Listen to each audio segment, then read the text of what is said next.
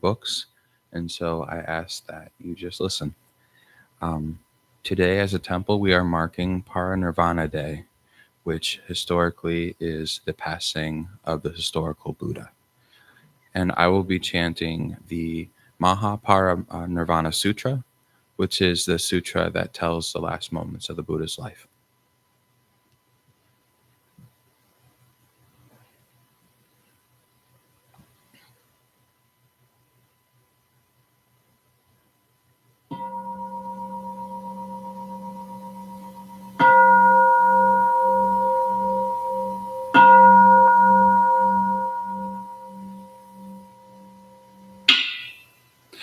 The Mahaparinirvana Sutra.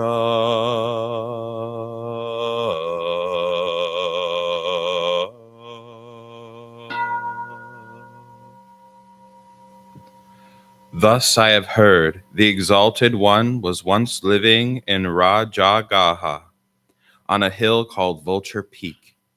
He addressed the Venerable Ananda and said, "Go now, Ananda, and assemble in the service hall all Sangha members that live in or near Rajagaha." And he did. Then he went to the Exalted One and said, "The Sangha is assembled. Let the Exalted One do as he wishes." Then the Exalted One rose and went to the service hall. When he was seated, he addressed the Sangha, saying, "Friends, I will now teach you the 7 conditions on which the welfare of a community depends. Listen well." "Yes, Lord," said the disciples, and the Exalted One spoke.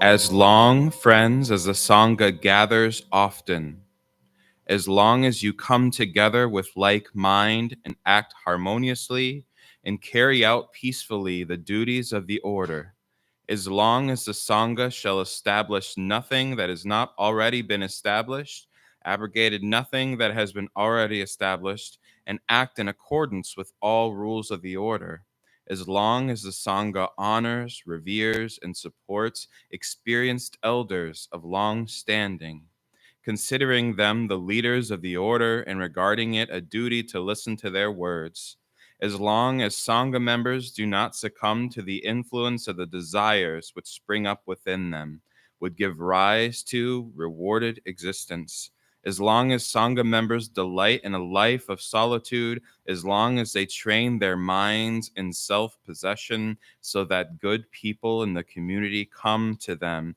and as long as those who have come to dwell at ease, the Sangha will not decline but prosper. As long as these 7 conditions are fulfilled and Sangha members are well instructed in them, the Sangha will not decline but prosper. As long as Sangha members persevere in kind action, speech, and thought, both in public and in private, as long as they divide donations impartially and share them equally, even the content of one's begging bowl, in accordance with the rules of the order, as long as all Sangha members live near those who are accomplished in the public and private practice of those virtues that are conductive to liberation, cultivate concentration, and are praised by the wise, and are unattained by desire for future existence. As long as Sangha members live near each other, cherishing both in public and in private the insight that leads to salvation from suffering, the Sangha will prosper and not decline. Then the Exalted One went into the village of Baluva with a great number of disciples, and there addressed the Sangha, saying, "Friends, spend the rainy seasons in retreat near Vesalai, close to each other. I will spend the season here too." "Yes, Lord," said the disciples, and they began the rainy season near Vesalai, close to each other, while the Exalted One stayed there with them. Soon thereafter, the Exalted One became very ill, experienced sharp pains, and came close to death. But mindful and self possessed, he bore his illness without complaint. Then he thought, it would not be right for me to pass on without addressing the Sangha. Let me bend this sickness down again and keep on until my allotted time ends. So the Exalted One, by willful, strong effort, bent the sickness down again and kept his hold on life until after he finished what he needed to finish and the sickness eased. Soon after, the Blessed One began to recover, and when he was strong again, he came out from his lodging and sat down in the shade on a seat prepared for him. The Venerable Ananda went to him, bowed, sat down respectfully to one side, and said, I have seen you now in health and in sickness. When you were ill, I became weak as a creeper. My eyes began to fail, my faculties became weak, yet I took comfort in thinking that you would not pass away without leaving instructions for the order. The Exalted One replied, Does the order expect that of me, Ananda? I have preached the truth without making any distinction between exoteric and esoteric doctrine in respect to the truth. Ananda, the Tathagata, does not hold the close fist of the teacher, keeping some things back. Surely, if there is anyone who thinks it is I who will lead the order, or the order is dependent upon me, it is they who should give instructions concerning the order. The Tathagata does not think that it is he who should lead the order, or that the order is dependent on him. Why then should the Tathagata leave instructions for the order? I have grown old, full of my years. My journey is coming to a close. I have nearly reached the end of my days, just as a worn out cart. Ananda can be kept going only with the help of braces and thongs, so the body of the Tathagata can only be kept going by bandaging it up. It is only when the Tathagata, not by attending or outward things, becomes disrobed in the concentration of heart that is not concerned with material objects, is the body of the Tathagata at ease. Therefore, Ananda, be lamps unto yourselves, be refuges to yourselves. Take no external refuge. Hold to the truth as a lamp. Do not look for refuge to anyone besides yourselves. And how is one to be a lamp to oneself, a refuge to oneself, taking no external refuge, holding to the truth as a lamp, taking truth as a refuge, and not looking to another as a refuge? Friends, one strenuously observes the body, remains self-possessed and mindful, overcoming desire and aversion. One observes feelings, perceptions, and mental formations in the same way, strenuously remaining self-possessed and mindful, overcoming the desire and aversion common in the world. And those who, Ananda, either now or after I am dead, are lamps to themselves and refugees to themselves. And those who take no external refuge, but hold to the truth as a refuge, and do not take refuge in anyone besides themselves, it is they, Ananda, among my disciples, who will experience the deepest understanding. But they must be anxious to learn. Then the Exalted One, with a great many Sangha members, went to the Sala Grove of the Malas. At that time, the twin Sala trees were blooming out of season, and their flowers dropped and covered the Tathagata, in reverence to the successor of the Buddha of old. Heavenly mandrava flowers and sandalwood powder came down from the sky and descended on the Tathagata. Heavenly music sounded of songs that were sung, all in reverence to the successor of the Buddhas of old. Now, it is not in this way, Ananda, said the Exalted One, that the Tathagata is truly honored and revered. The Tathagata is most truly honored by the brother or the sister, the devout man or the devout woman who walks according to the precepts, who fulfills them, whose life is in accord with them. Such people rightly honor and revere the Tathagata. Therefore, Ananda, be constantly at one with the precepts, walk with accordance to them, and fulfill them in your daily life. Then the venerable Ananda went into the Vihara and stood leaning against the door, weeping. Oh, he cried, I am still not completely awake. I've still not worked out my own salvation, and the Master, who has been so kind, is about to pass away. Now the Exalted One asked, Where, friends, is Ananda? He has gone into the Viraha, the disciple said, and he leans against the door weeping, for he is thinking, I am still not completely awake. I've still not worked out my own salvation, and the Master, who has been so kind, is about to pass away. The Exalted One then said to the disciple, Go call Ananda and tell him I'm asking for him. The disciple did as the Exalted One wished, and Ananda came to the Exalted One and bowed down and respectfully took a seat at one side. Then the Exalted One said, Enough, Ananda. Do not be troubled. Do not weep. Have I not already told you many times that it is the nature of all things, even those most near and dear to us, to pass away, and that we must leave them, divide ourselves from them, sever ourselves from them? Everything born must die.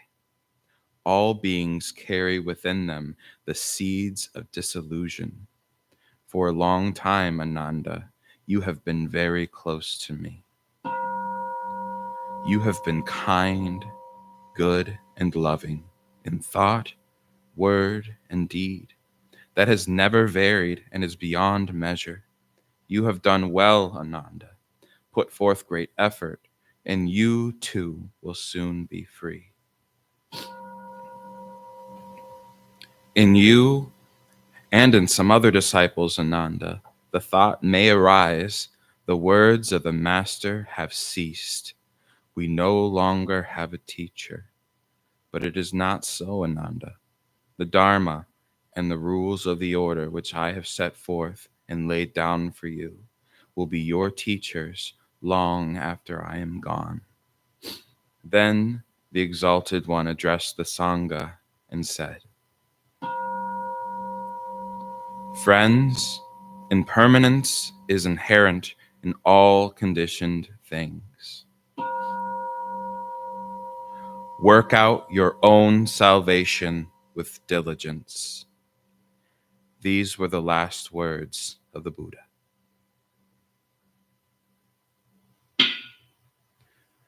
I now ask that we take the next time in silence.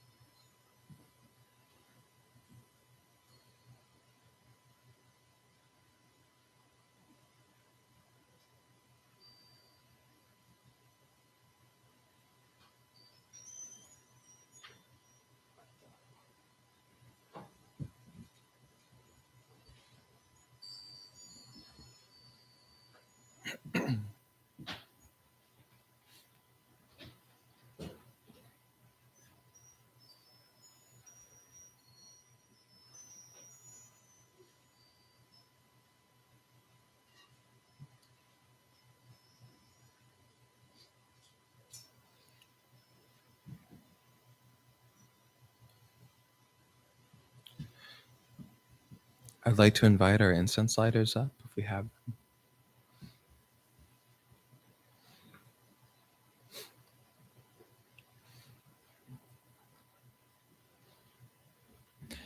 And for the rest of us, if we can turn to page 2, right in the middle of the page, we'll be doing our incense lighting gatha together.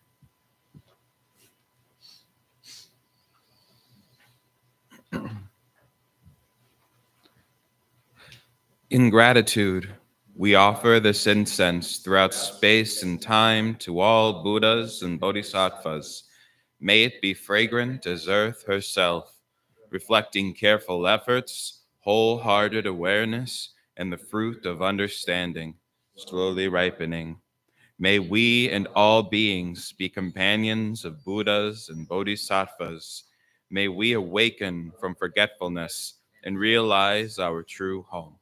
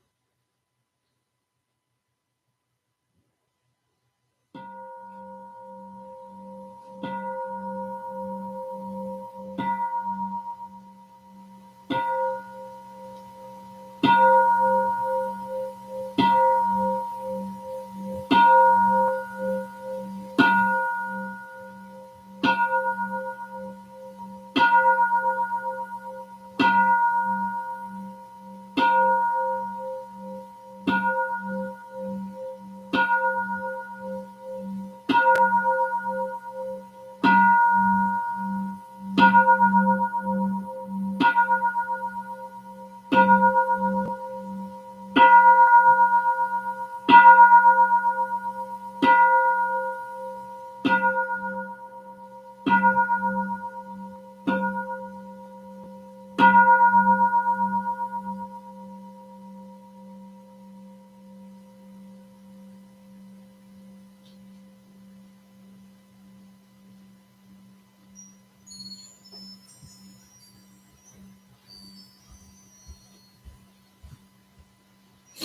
morning, everybody. Good morning.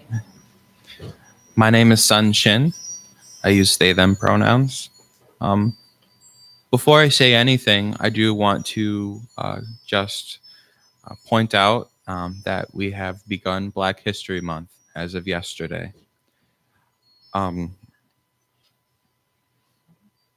We often talk about the three poisons of greed, hate, and delusion.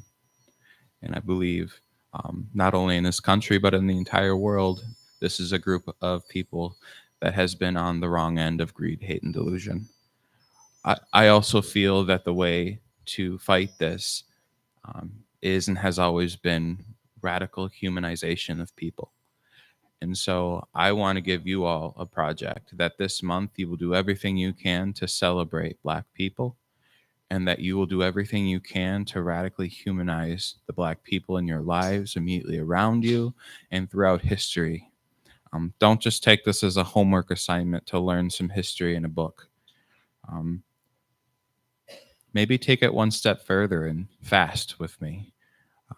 If you're going to listen to music, let Nina Simone sing you on the way to work. Let Jimi Hendrix get you through your dinner time. Kendrick Lamar and Rihanna.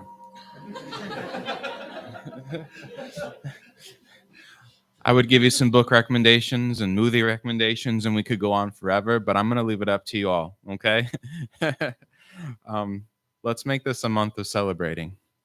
And as one of my good friends, Tim, used to always say, they had to give us the shortest month of the year. So we got to make it count. I do have some courtesy announcements. For any reason, if anybody needs to step aside or get some fresh air, or if you have any small children, or for any reason at all, right through these curtains, you can go downstairs. There's a bathroom down there. There's a water fountain. Just feel free to hang out there if you need to. If you do need to use the restrooms, you could go downstairs, but you could also go through these curtains right here. We have 2 restrooms over on that side as well. We ask that if you do have to get up at any time, that you'll go through the back, not through the front. And also, just as a reminder, when we first enter the temple, we give a bow, and when we exit the temple, we give a bow. As I've like to said many times before, we don't enter a sacred space, we create it together. So help me out on that. With that, why don't we stand up and greet each other?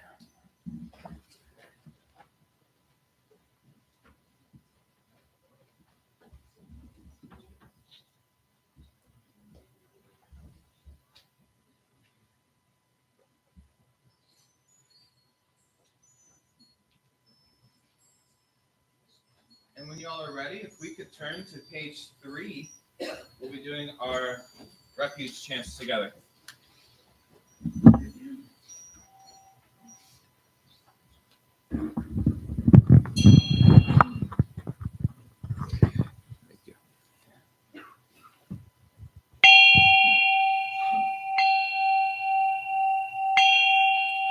I go for refuge to Buddha, my deeply awakened mind, the living source of understanding and compassion, which must be cultivated to be known fully. I go for refuge to Dharma, the path of mindful living, leading to healing, joy, and enlightenment, the way of peace, which must be cultivated to be known fully. I go for refuge to the Sangha, the loving and supportive community of practice, realizing harmony, awareness, and liberation, which must be cultivated to be known fully. I am aware that the 3 jewels are within my heart. I vow to realize them. I vow to practice mindful breathing and smiling, looking deeply into things. I vow to understand living beings and their suffering. I vow to cultivate loving kindness and compassion and to practice joy and equanimity.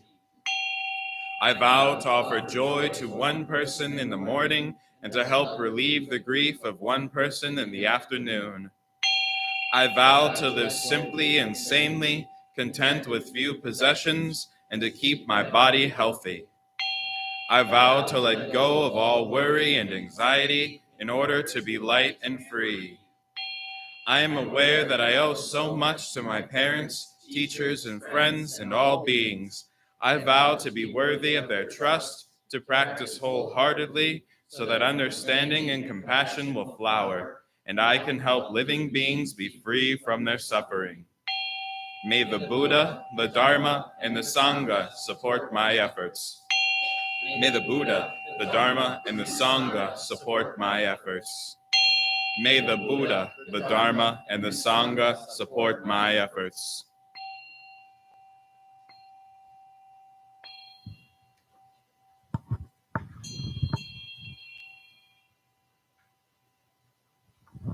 And if we turn to the next page, we'll be doing the Heart Sutra.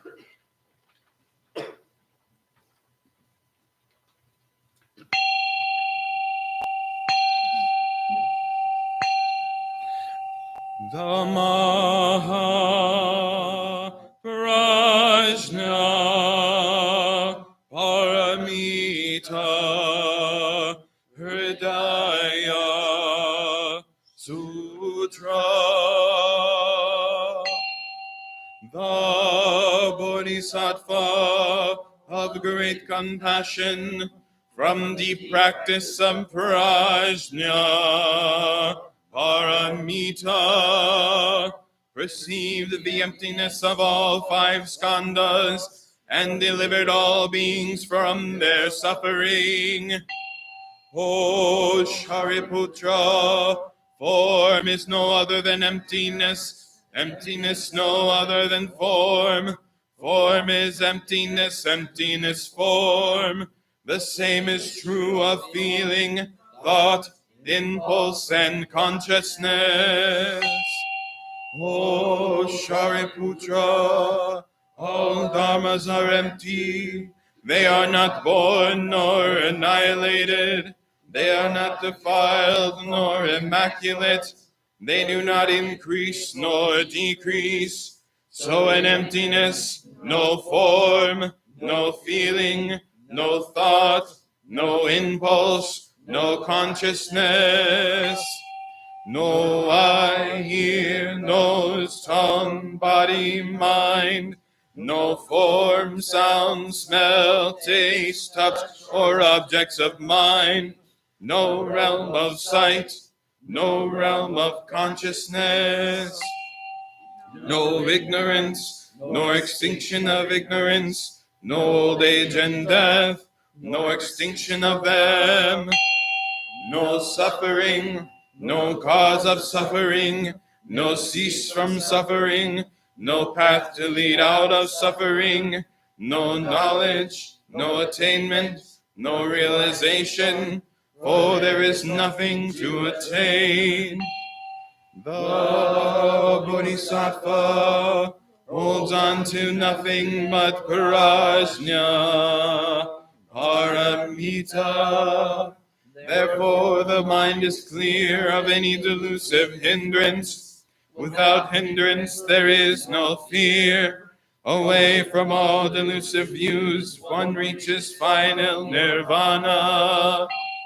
All Buddhas of past, present, and future, through faith in prajna, paramita, attain to the highest perfect enlightenment. Know then the prajna paramita is the great Dharani, the radiant peerless mantram, the utmost supreme mantram, which is capable of allaying all pain. This is true beyond all doubt. Proclaim now the highest wisdom. Prajna Paramita Gate Gate Paragate Parasamgate Bodhisvaha Gate Gate Paragate Parasamgate Bodhisvaha Gate Gate Paragate Parasamgate Bodhisvaha Dhamma Prajna Paramita Hridaya Sutra.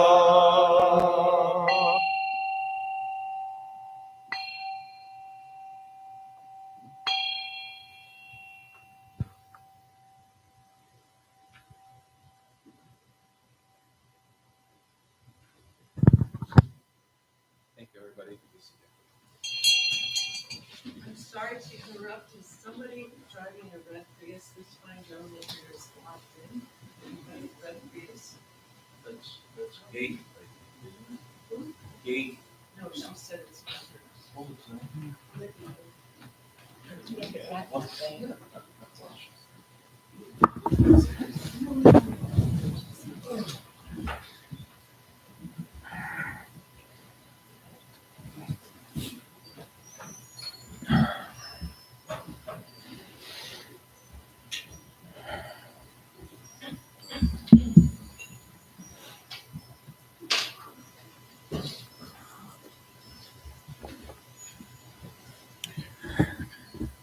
For those of you that were here at 9:30 when we did the morning chant,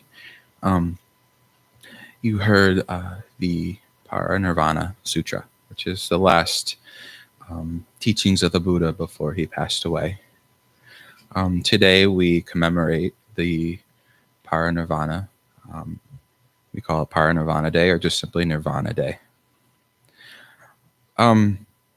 I think at first I was just planning on talking about, historical Buddha. And I definitely wanted to do, the justice of telling the story. But I'm going to do something a little more unorthodox. And Suji, you can yell at me later if you'd like. I'm going to tell you a story of a different Buddha.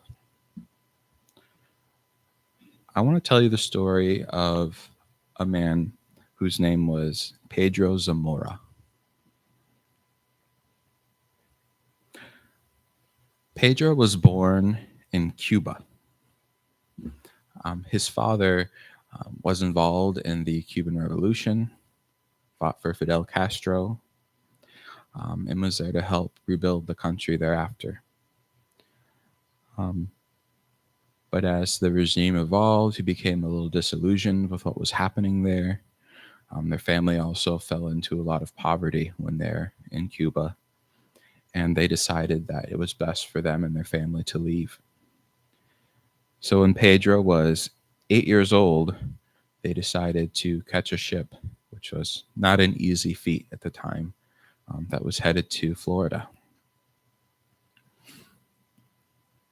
As they got to the port, they thought everything was finally ready to go, and they were stopped by officials who kind of gave the family a scan and said, the 4 older children are too close to the age of the draft, and we won't let them go. They need to stay behind. And so the matriarch, the mother of the family, said, well, if they're going to stay, we're all going to stay because I can't split my family. But the 4 older siblings said, you can't do that. You have to think of, our little kids. You have to think of Pedro. He's 8 years old. He has to find a better life. We'll be fine. We're going to be okay. And so they said goodbye, probably for the last time, to half of their family as they got on the ship and they ended up in Florida. They found a new life there and they did pretty well. But a few years later, when Pedro was 13 years old, his mother, his favorite person in the entire world, fell ill. She had cancer, and she definitely fought for a very long time, but she didn't make it, and she passed away. This, probably more than any other event in Pedro's life, really shaped him. At 13 years old, he made a vow, and he said, I'm going to make sure that I can do everything I can to make sure that nobody has to suffer like my mother suffered. He decided that he wanted to become a doctor so that he could help people with cancer, and that he could help to study and make sure that him knowing what it's like for families to have to go through this could be uniquely equipped to help these families. As Pedro grew a little bit older, he discovered that there was a big hole in his life because he was very close to his mother.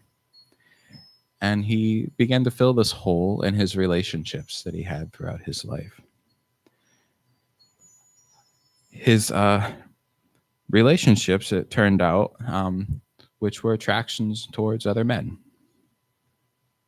At 14 years old, 1 year after his mother passed away, his father discovered that he had a boyfriend, but he was accepting.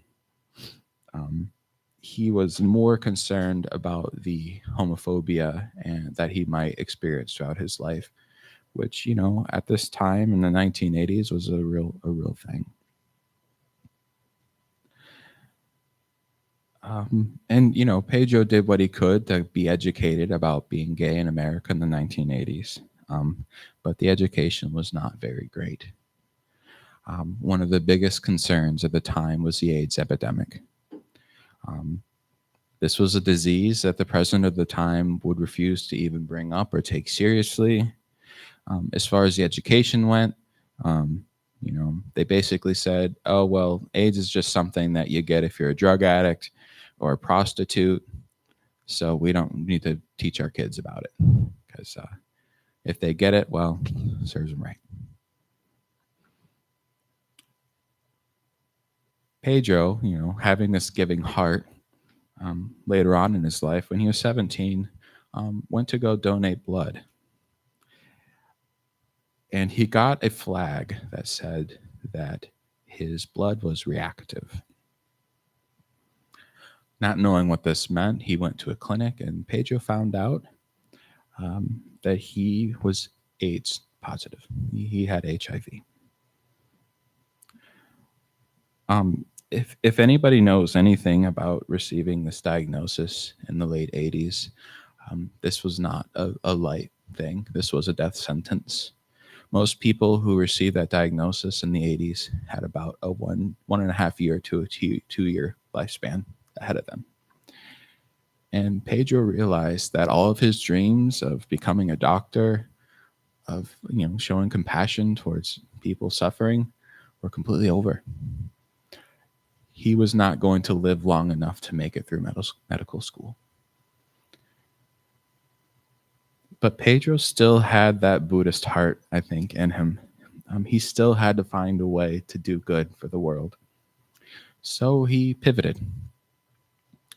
He decided that, maybe I can't save lives through becoming, a doctor, but maybe I can save lives through representation and through education.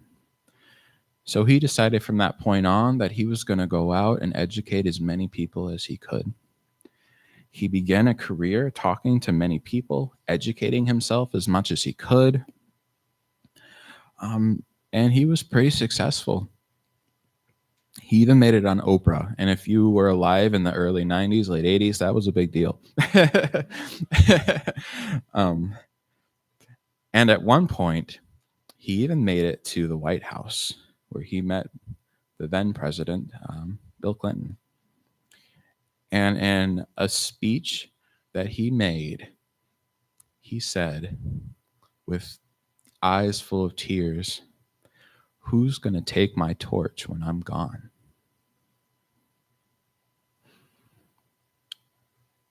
This was all great. Meeting people in person. Going to rallies, trying to speak where he could.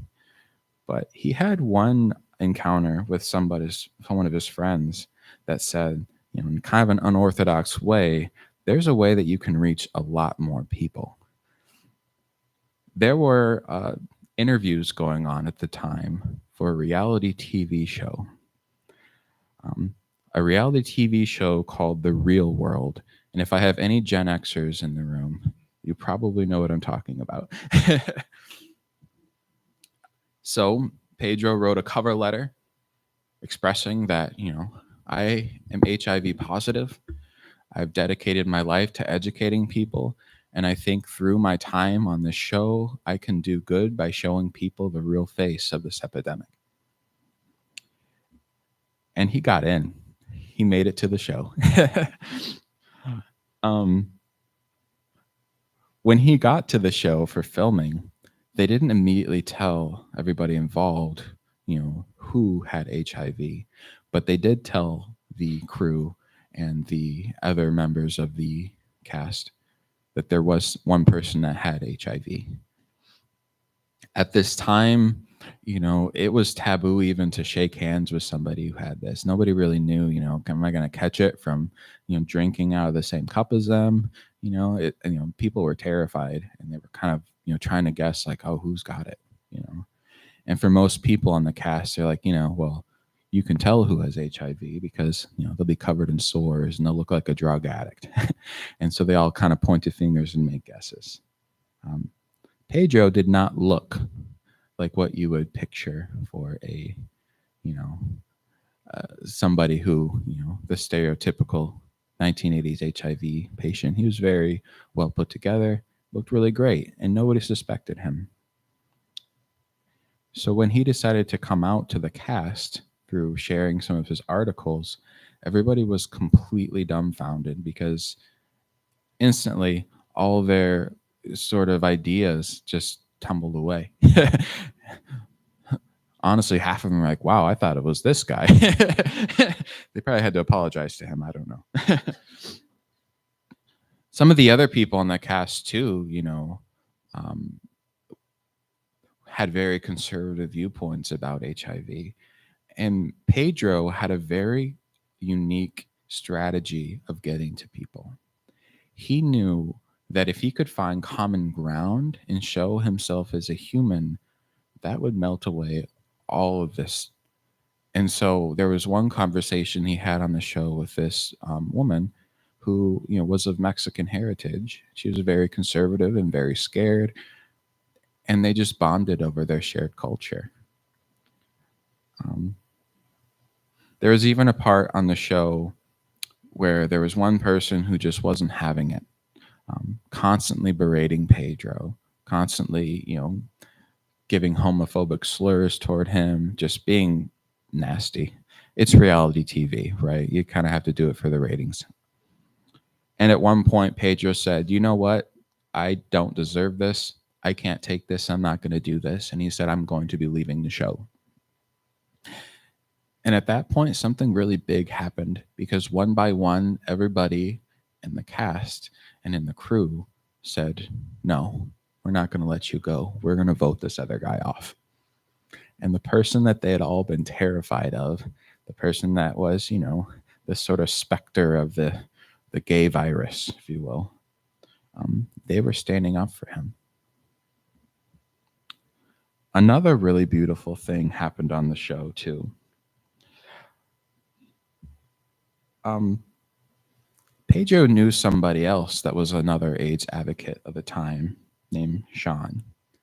And they had, had a good friendship, but through the course of the show, they decided, why don't we try dating? Maybe, maybe there's something more here. And at first, Pedro, put his foot down and said, I don't feel comfortable with the cameras going with us on our first few dates. I don't know if anybody's tried to bring a camera to a first date, but probably not the best idea. But after a few dates and after kind of explaining his situation to Sean about why he's on the show, he agreed, you know what? The cameras need to come because up until this time, there's never been really great representation of what queer love looks like. Another thing that I haven't mentioned until now that is very important is that Pedro was really hot. And Sean was really hot too. I'm not saying that's why they got on the show, but it didn't hurt. Probably top 10 cutest couples of all time if you want to look them up sometime. But the fact that, America got to see this really pure, true love of two people that came together because of their, their unique ideas on how to, be advocates for the community.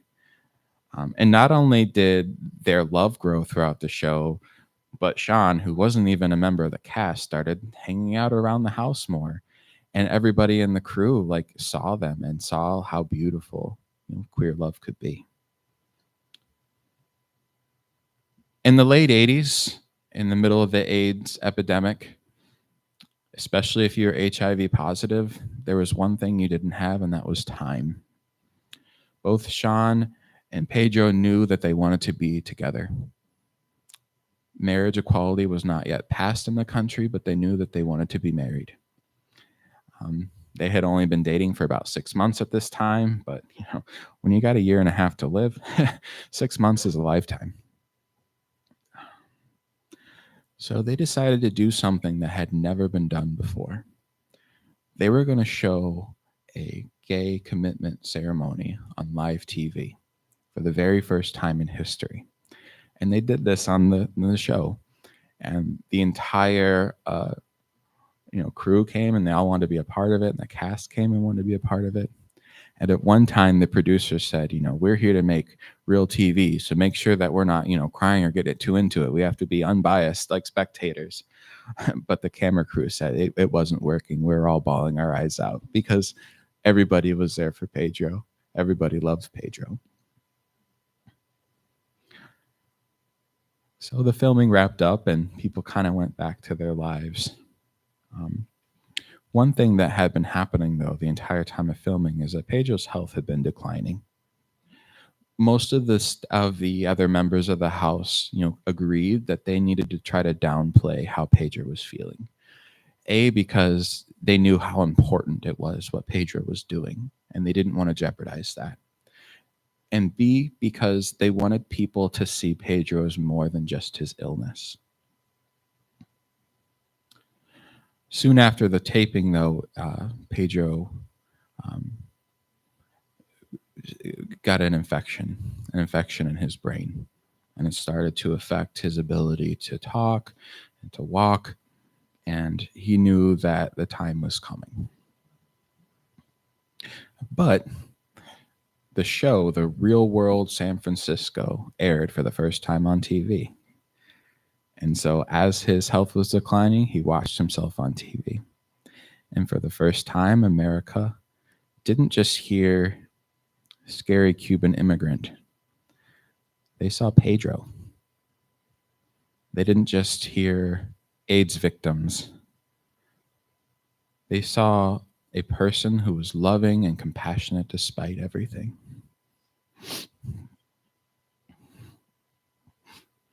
Pedro showed the country that there's a face to all these things.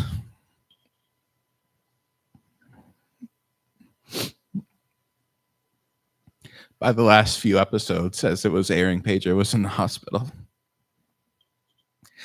And the president, Bill Clinton, go figure, I don't know if this would happen today, showed up to the hospital and said, is there anything I can do for you? And Pedro's father stood up and said, yeah, there is. Pedro hasn't seen his family since he was 8 years old because they're stuck in Cuba. It's close borders. They can't get here. Thank you. But you can get them here. And so Bill Clinton said, hold my saxophone. And as the last few episodes were airing on TV, Pedro's family, for the first time, came to America to visit him and to be in the hospital bed by his side.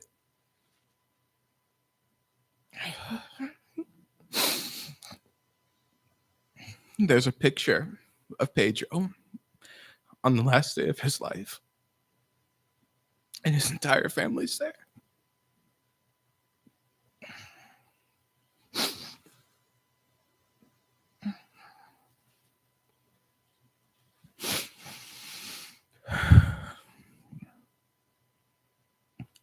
Pedro passed away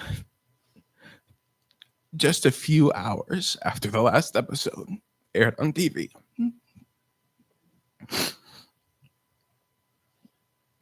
And nothing was the same after that. For the first time in our history, the government funded AIDS research. It was only about a decade after his death that we developed the drugs that no longer made AIDS a death sentence.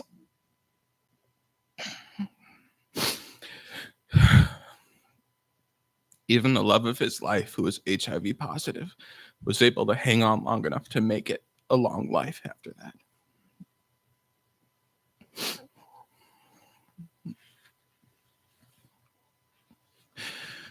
If you remember the sutra that I read this morning about the Buddha, as he was dying, everybody around him asked him, "What's the most important thing? How do we honor your life?" And he said, "You need to stick and have a community. You need to be together." He also said at one point, "You need to be your own lamp. You need to work out your own salvation." And I can't help but remember the words of Pedro. Who's going to be the torch when I'm gone? The Buddha's not just this wooden statue behind me. The Buddha's not just Shakyamuni, Siddhartha. There's Buddha nature in every one of you. And it's our duty to find that and awaken that Buddha within us. We need to do it for him, and we need to do it for Pedro. So that's how you honor those that are gone.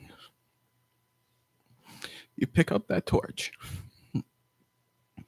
You find that compassion within you.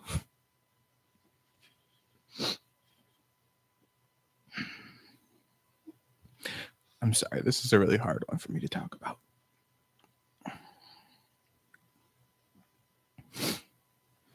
You have to work out your own salvation.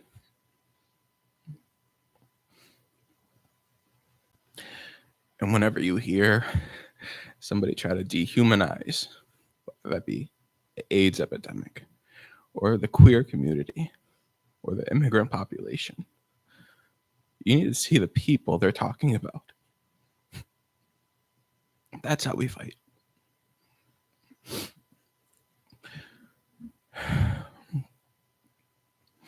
Let's prepare ourselves for meditation. Thank you.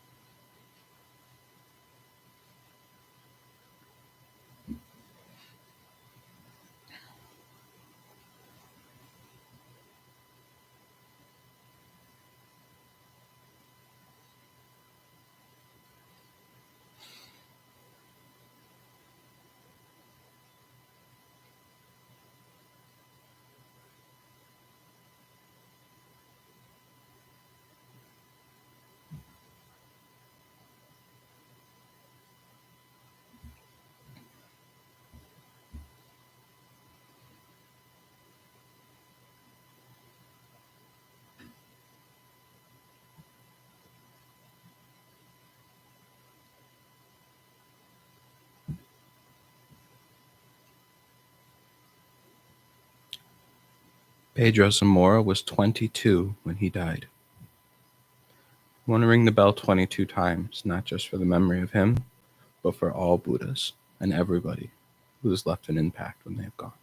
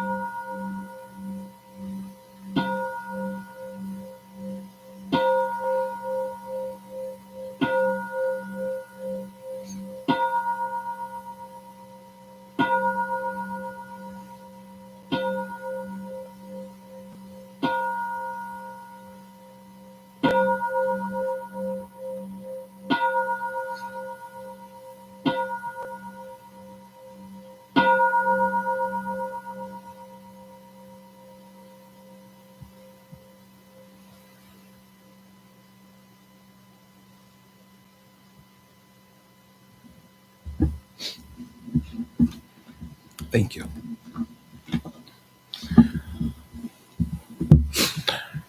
I want to open the floor up for any joys or concerns, comments, anything that you have, and we'll have a mic going around too.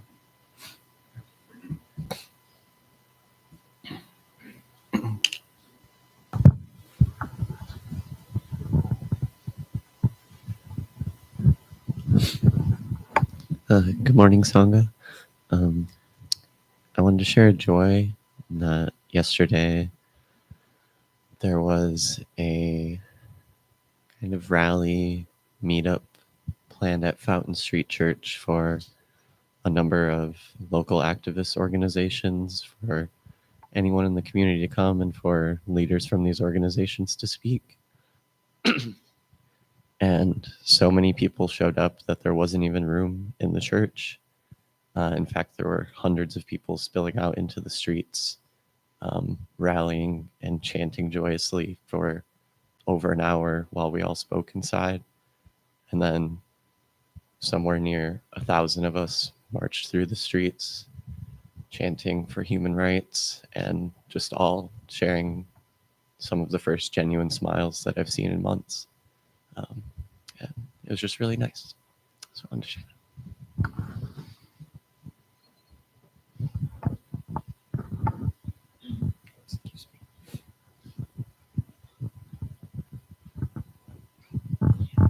Thank you. Good morning, Sangha. Ananda Pula Bhava. Let's see if I can do this justice.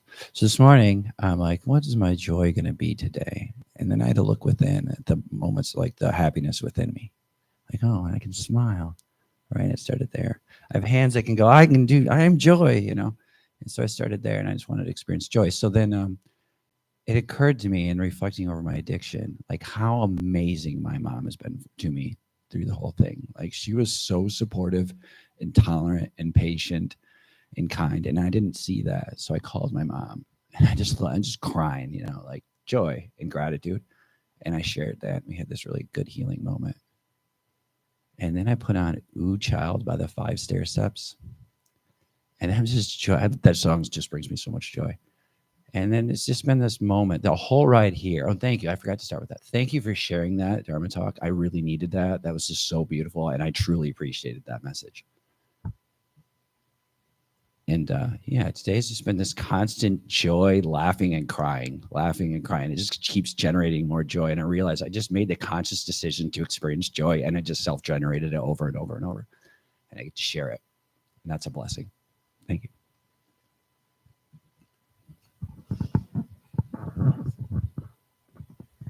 Good morning, Sangha. My name is Tanya, she, her pronouns. I have a joy to share as well as a related concern. My joy is that after spending 18 months being homeless, this past Friday, I signed my lease to my apartment, my private space of sanctuary and peace. And the concern is that the last 17 months of being homeless, I stayed down the street on Division and Cherry at Degage Ministries, who have set up a homeless shelter for the female population of the city, at least half of whom at any given time are Black, at least half of whom at any given time are queer, and at least a handful of whom at any given time, like myself, are transgender. And it is a place, it is not a place of sanctuary, it is a place of cruel punishment where every woman there is being severely punished for being herself. Constant stream of threats and cruel punishments on a cold and snowy Sunday morning like this, where no other homeless sanctuaries are open. Staff is at its cruelest. The male guards that they have there circle around and they instigate conflict, they mock, they threaten, and anybody who speaks up will have her possessions confiscated, thrown away behind lock and key, and will be thrown out into the cold for at least 2 hours without possibility of re-entrance. I am concerned that the women who are staying there now and who will continue to stay there in the future will suffer the same extreme sickness of mind and body that I went through. I see it every day. And I just hope that the community will eventually rally around them and remove their prosecutors, their oppressors from them and give them true kindness and compassion.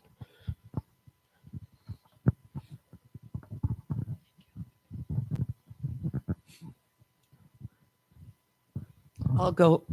Thank you again. My name is Gail. Thank you very much. And it hit home for me. I'm not a young person, and I've been working in healthcare for many years, and I took care of AIDS patients.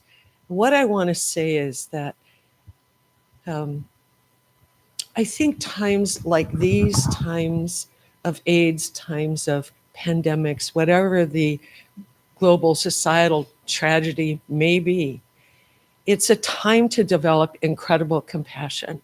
And that's what I saw at the hospital, caring for patients with AIDS, their families, how they cared for them, how the staff evolved into a compassionate, loving group. So I think, you said compassion is our weapon. Am I correct? And that's what you said? Compassion and radical humanization of people too. Yes, thank you very much.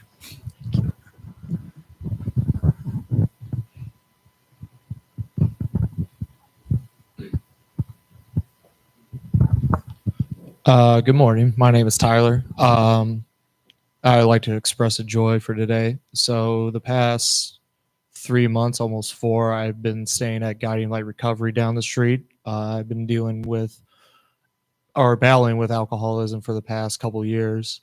And so I got through the first part of the program, and next Monday I will be starting to build a resume and looking for work. And I'm not from around here. I'm from Northwest Indiana. So, I kind of came a long way, and coming here, I was first afraid, not knowing what was going on, what would happen. And I'm just very grateful for the community around here and at Guiding Light and all my brothers there. So, yeah, thank you.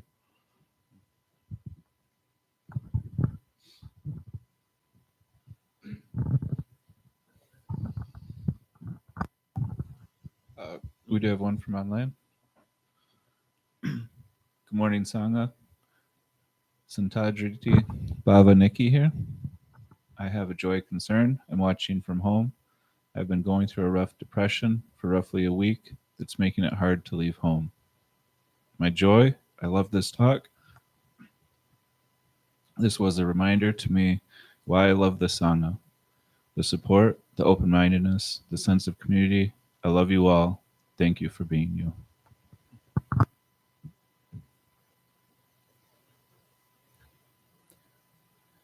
I just want to say, and kind of reflecting what I've heard here, the first thing that we chant together is the refuge chant.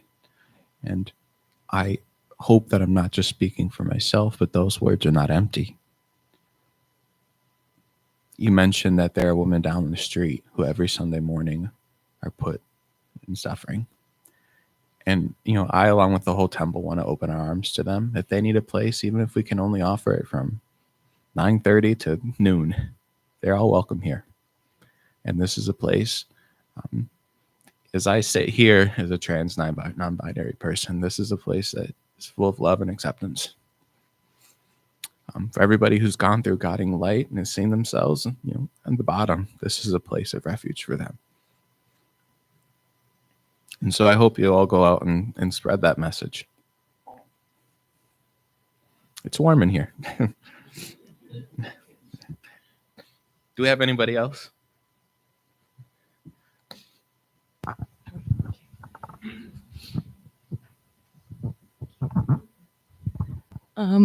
Hi, I'm Ivy. I just wanted to express a joy and gratefulness, I guess.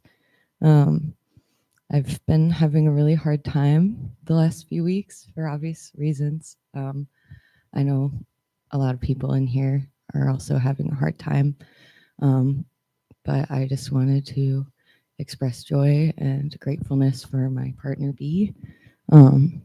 I know that I've had a really, I haven't been very good at protecting my mind from everything happening.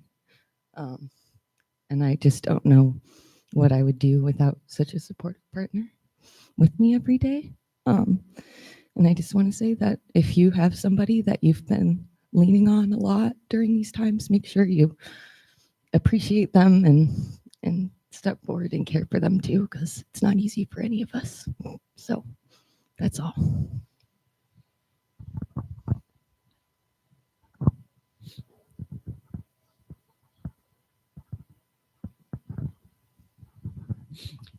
Hi, I'm Vanessa. I have a concern. I've been continuing to re-injure my back ever since I got hit by the car back in August.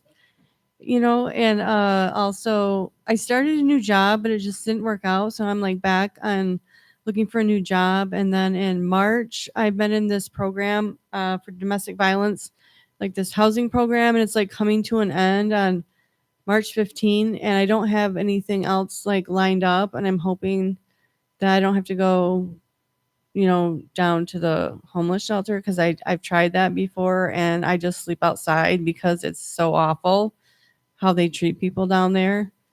And so I'm just, hoping that something will come up, or maybe they can extend my program a couple months or something, so I don't have to, bring a special needs child down there and the cruelty of it all. Thank you.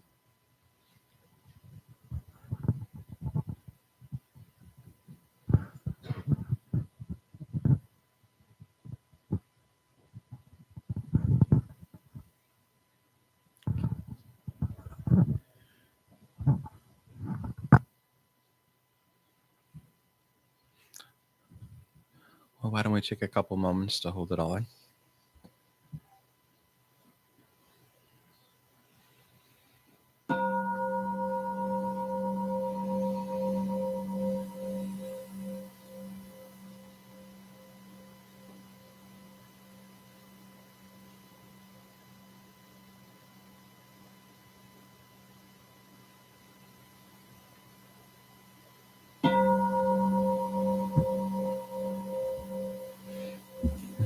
Thank you. I do have a few announcements. Today, Parinirvana Day, we are having a potluck. So I hope that all of you, or most of you at least, will be joining us downstairs to eat some food and hang out. Hopefully dry our eyes a little bit. Also, I want to point out some groups that we have here. We have an online meditation group that meets on Wednesdays, 6 to 6:45 p.m., and they join over Zoom, and you can reach out to Kunga for more information on that.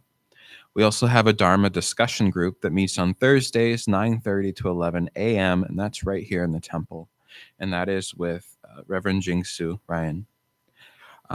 We also have an Aratamsaka Sutra study group. They meet Thursdays bi-weekly, 7 to 9 p.m., and they meet on Discord. We also have a introduction to meditation from the Tibetan perspective, and that's going to be Saturday, February 22nd, 9 a.m. to 12 p.m. here at the temple.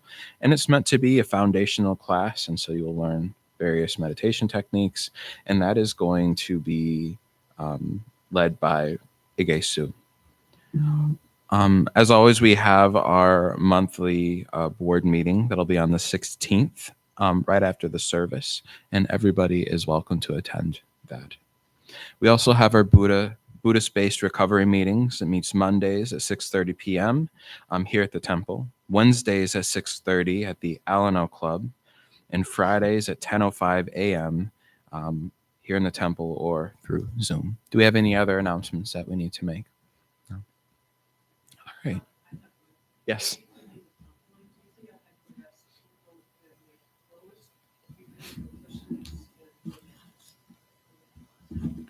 Do you need any help with the cleaning, or is there anybody else that would be able to come and help out? Do you need any additional help with the cleaning? Okay. They're not going to turn your way.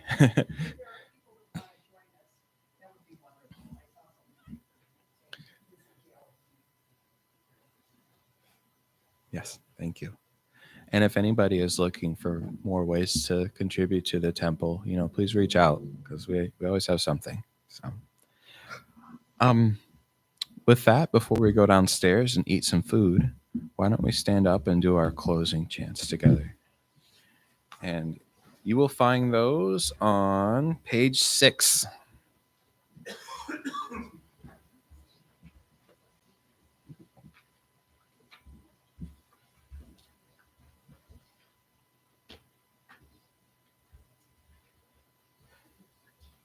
For all unskillful action ever committed on me since of old, on account of my beginningless greed, anger, and ignorance, born of my body, mouth, and thoughts, now I atone for them all.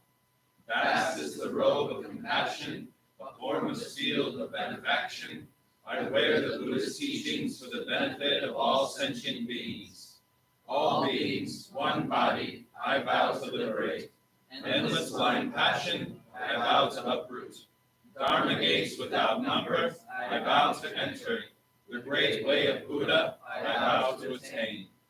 And now if we could have one side face the other side, and we'll give one last goodbye. My socks don't match.